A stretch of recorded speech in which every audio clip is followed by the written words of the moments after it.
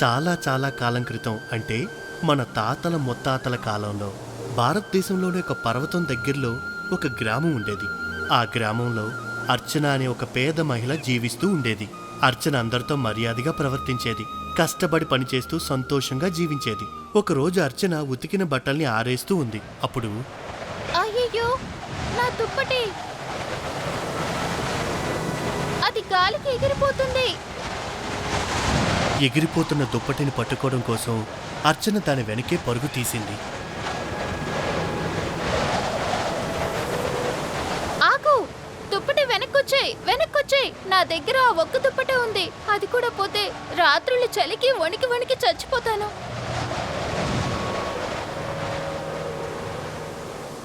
దుప్పటి ఎగిరి వెళ్లిన దారిలో వెళ్లిన అర్చన చివరికి కొండ మీద ఒక అందమైన భవనంలోకి చేరుకుంది. ఆ భవనం గాలిదేవతది. అర్చన ఆ భవనంలోకి వెళ్ళగానే అక్కడ ఒక ముసలావిడి కనిపించింది. హలో యువతి, నేను గాలిదేవతను. తల్లి, నా దగ్గరున్న ఒక్క దుప్పటి గాలికి ఎగురుకుంటూ ఇటు వచ్చింది. దయచేసి దాన్ని నాకు తిరిగివ్వరా? అవునవును, అది నిజమే. నాతో రా. ఆ గాలిదేవత అర్చనని ఒక గదిలోకి తీసుకువెళ్ళింది. అక్కడ అనేక రుచికరమైన వంటలున్నాయి.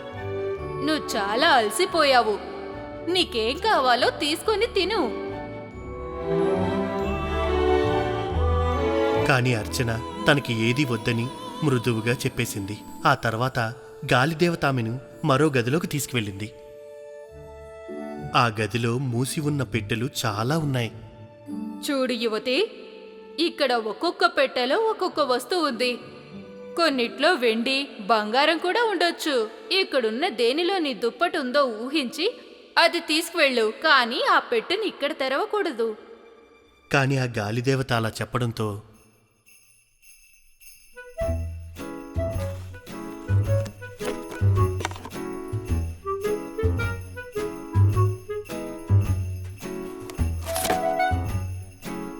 అర్చన అక్కడున్న పెట్టెలన్నిట్లో బాగా తేలిగ్గా ఉన్న ఒక పెట్టె తీసుకుంది. గాలిదేవతకి కృతజ్ఞతలు చెప్పి అక్కడి నుంచి ఇంటికి బయలుదేరింది.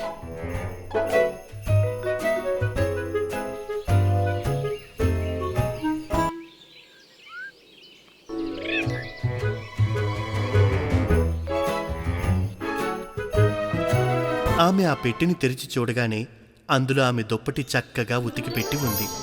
అలాగే దాని కింద బంగారు కడ్డీలు కూడా ఉన్నాయి. అసూయ పరురాలైన పొరిగింటి అమ్మాయి భావన అక్కడ జరుగుతుందంతా రహస్యంగా కిటికీలోంచి చూసింది.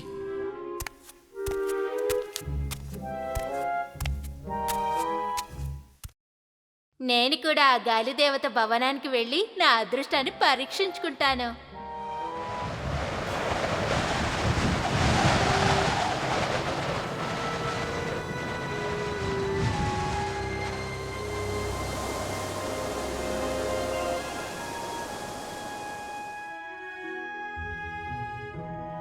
ఇటురా అమ్మాయి, నేను గాలిదేవతను.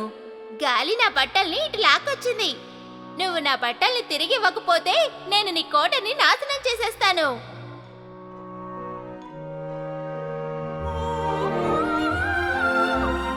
కోపం వద్దమ్మాయి, ఇక్కడున్న వాటిల్లో ఏదైనా తిను.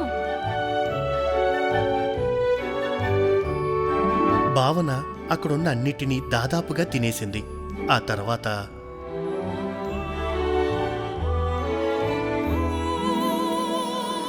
చూడమ్మాయి, ఈ పెట్టెల్లో ఎందులో నీ బట్టలున్నాయో ఊహించి తీసుకో. అయితే పెట్టెను మాత్రం ఇక్కడ తెరవడానికి వీల్లేదు.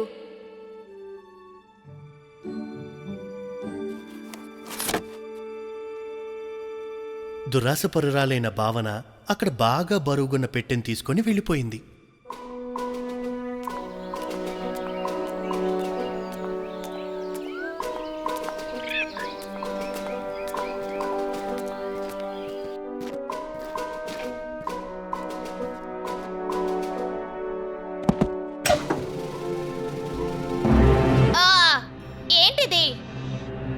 ఇటుకలతో నిండున్న పెట్టని నేనెంత దూరం మోసుకొని వచ్చానా దేవుడా! పిల్లలు, ఈ కథ నుంచి మీరేం నేర్చుకున్నారు? దుర్రాశ లేకపోవడం వల్ల అర్చనకి మంచి బహుమతి లభించింది. అలాగే దుర్రాశ కలిగిన భావనకి తగిన శాస్తి జరిగింది.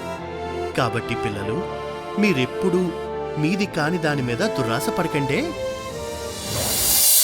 ఇంకా చాలా కథలు చూడాలనుకుంటున్నారా? అయితే వెంటనే ఈ ఛానల్ ని సబ్స్క్రైబ్ చేయండి. ఇంకా స్నేహితులు, కుటుంబస్తులతో కలిసి మ్యాజిక్ బాక్స్ వీడియోస్ ని ఎంజాయ్ చేయండి. మ్యాజిక్ బాక్స్ తెలుగు సంతోషంగా ఎన్నో విషయాలు నేర్చుకునే చోటిది. సబ్స్క్రైబ్ చేయటం మర్చిపోకండి.